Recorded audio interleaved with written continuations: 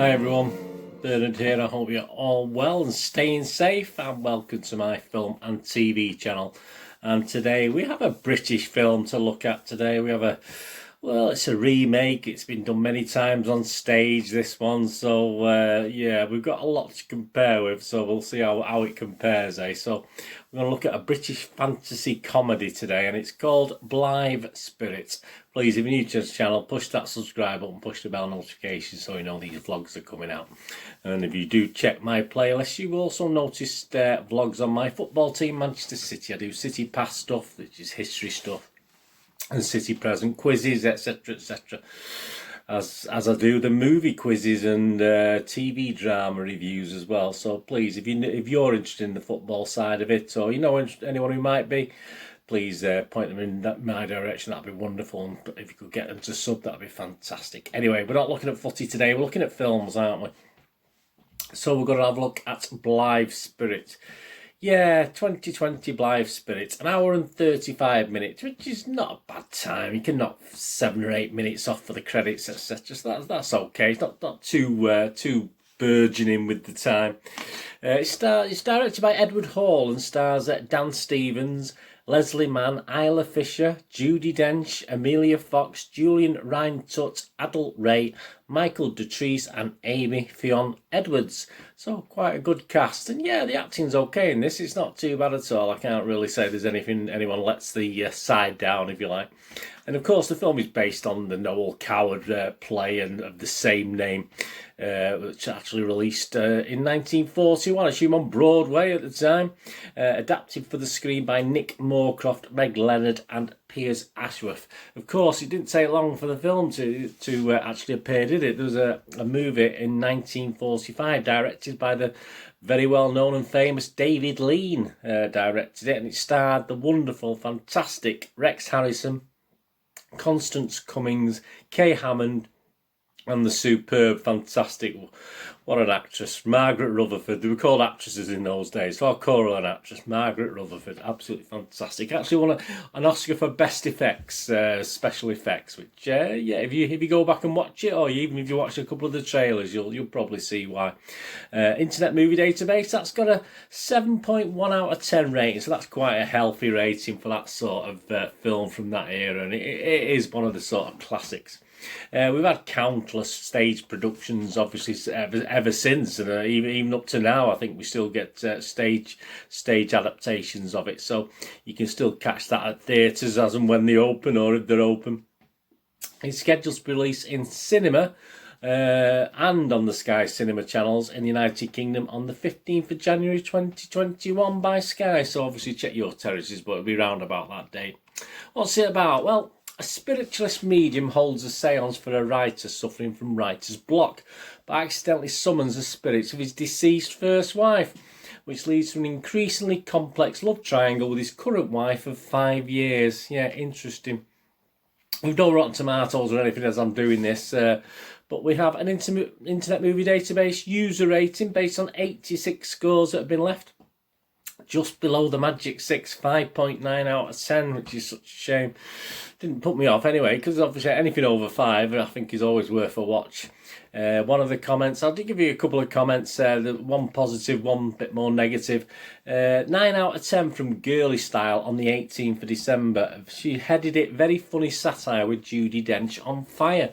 And she said, what a breath of fresh air. Why don't they make more screwball films like this? It was total escapism with a hilarious and preposterous plot that ended up being quite moving. Judi Dench delivers a masterclass in comic timing, and Dan Stevens proves himself to be as good a comic actor as any. Great performances from Isla Fisher and Leslie Mann too. Definitely a lockdown pick me up. There you go. So a lot of positivity, but there's 2 or 3 not so happy with it. A Frood on the 14th of November, so this was a little bit earlier, gave it 4 out of 10, headlined it unworthy of Noel Coward or Judi Dench and not funny. And they went on to say, The only levels on which this adaptation succeeds is that it opens the play up so it feels less theatrical. However, the new script on retains only a scattering of the Noel Coward dialogue, and the new stuff makes all the characters unlikable and tedious. They've even made Madame Akati's character far less quirky and quite bland. Yeah, I don't disagree with that, actually.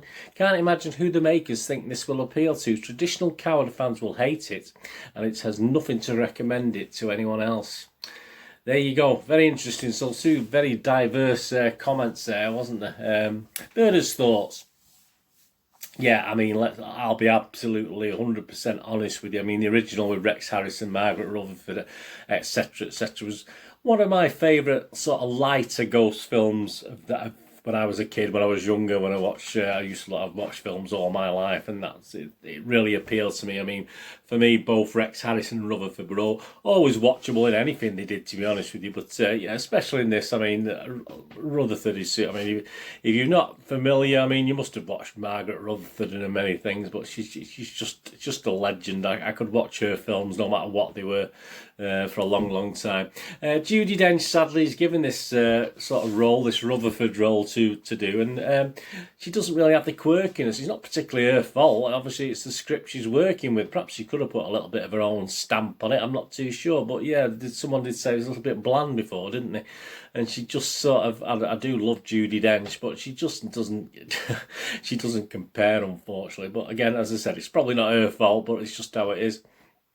Because let's face it, Margaret Rutherford was a definite one-off, so there you go. Dan Stevens, yeah, he's obviously taking on Rex Harrison's role, and again, Rex Harrison is a sort of legend in his own lifetime. I mean, he's superb in what he does, and he is what he is, and obviously Dan Stevens does a pretty good job, actually. I'm not going to say anything about that, but obviously he isn't Rex Harrison, and obviously this is the problem, isn't it? If you've still got happy memories of the original, and you're always going to compare, even though you try not to. So I try not to think too much about I haven't seen the original for a long time, so but watching this made me want to go back and watch the original. But there you go. But obviously, if you're a fan of the original, you're going to find this a little bit, very much weaker, I would imagine. I mean, some may not, some may actually like this, and obviously think it stands up well to the original. But personally, I think they'll be in the minority. Admittedly, this will be picked up by a new audience who perhaps know not much about Noel Coward, don't know much about the stage play, and don't know much about the original film. So on that basis, what have we got? I mean, sadly, it's not particularly funny. It's classed as a comedy fantasy, and yeah, all right, the ghost bits are all right and they're well done. But we say, I mean, obviously in this day and age, it's nothing special. But yeah, it's not particularly. Say the actors that say the Rex Harrisons and Rutherfords aren't in it, so the actual Judi Dench and Stevens they're just not particularly given that such great lines. Again, if you watch the trailer, you probably see all the best lines in it and all the funny bits just watching the trailer, unfortunately. And it is important in this sort of film. Otherwise, it does become a bit bland and boring if it isn't funny, because unless it's going to make you smile and laugh, it is a little bit tedious. It's an okay story. This is the thing. It's an okay story. It will pass 90 minutes, but even then, it got a little bit long and boring at times. But it's one of those things, you'll watch it on an afternoon, it'll be okay, and then you'll just forget about it because there's nothing significant. And you certainly wouldn't have forgot about the original film, which, I say, still lingers in my fading memory even now. There's no real pace to the film. It does feel a little slow at times, and it certainly felt longer than the 80 to 90 minutes that we get screen time, which is not really a good thing, is it? And it's having said that, if you want to catch up with a bit of texting, a bit of emailing, a bit of tweetering, and a bit of Facebooking while you're watching it, it's okay to have on in the background. There's nothing wrong with that. Nothing wrong. I do that a lot. I watch a lot of films in the background where they don't need your full concentration, because you can sort of get the gist of what's going on by listening or just having the odd look. So it is one of them. I mean, it is something like, let's face it, for those with this COVID age, it is something like, and that's a positive. It's something like for the stuck at home audience. So it's not a total disaster. But in all fairness, so why would I not advise to, if you've not seen the originals, not to just go back and watch the original, as long as you, and it is colorized, the original, it's a colour one as well. It was one of, obviously it was 1945, but it is the colour version. It's not been colorized afterwards, it was actually put out in colour. So yeah, just go back and watch that. And if you know of Rex Harrison and Margaret Rutherford and you've not seen this, hey, great. I mean, that's fantastic. Go and watch it. Don't miss it. Try and find a stream of it, or I'm sure it'd be fairly cheap to sort of rent or whatever ever at this stage. So, I mean, the rating, yeah, I'm going to give it a rating, Bernard's rating here. I mean, obviously, for those who enjoyed the original and still remember the original, I'm probably thinking about 4 out of 10, to be honest with you, but I'm not rating on that. I'm rating it as a film that you could just watch for the first time and enjoy.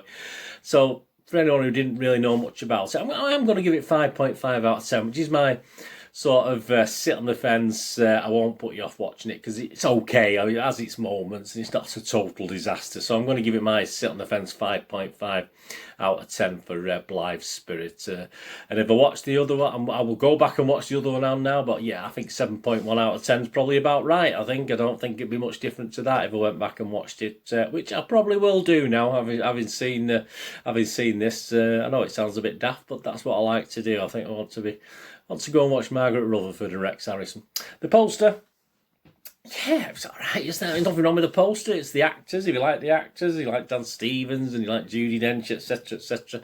Yeah, it's a nice poster, nice bright poster. I wouldn't be averse to having it up there on the back of my wall there. So I'm going to give the poster Vic. I think the poster wins easily today, but I'm not going to go mad with the score. But I'll definitely give, if the film's a 5.5, I'm going to give the poster a 6 out of 10 because it's a nice, colourful, bright poster, and it is what it is on the tin, isn't it? So I'm going to do that. Anyway, let me know in the comments what you think. There's a couple of links on screen for Facebook and Twitter, so if you follow or friend me on there and you want me to reciprocate, I do check every 2 or 3 days and obviously follow and friend everyone back. So if you're after some extra ones, and then as and when I see things, I always try and retweet and share stuff. Obviously, I can't always do it, but I do more. I do check sort of every day or two and try and redo as much as I can for you. So if you can do that, that'd be fantastic. Anyway, thanks for watching today. Please, whatever you're going to do the rest of the day, have a great one. Look after yourselves, look after your friends, look after your family. More importantly, let's all look after each other until we meet again here on the Film and TV channel, or perhaps you flit over, or you get someone and you sit with someone else. And, hey, let's watch let's have a laugh. Let's have a laugh at the football channel. Perhaps we'll meet on there. Who knows? Until then, please stay safe, everyone. They're saying goodbye for now.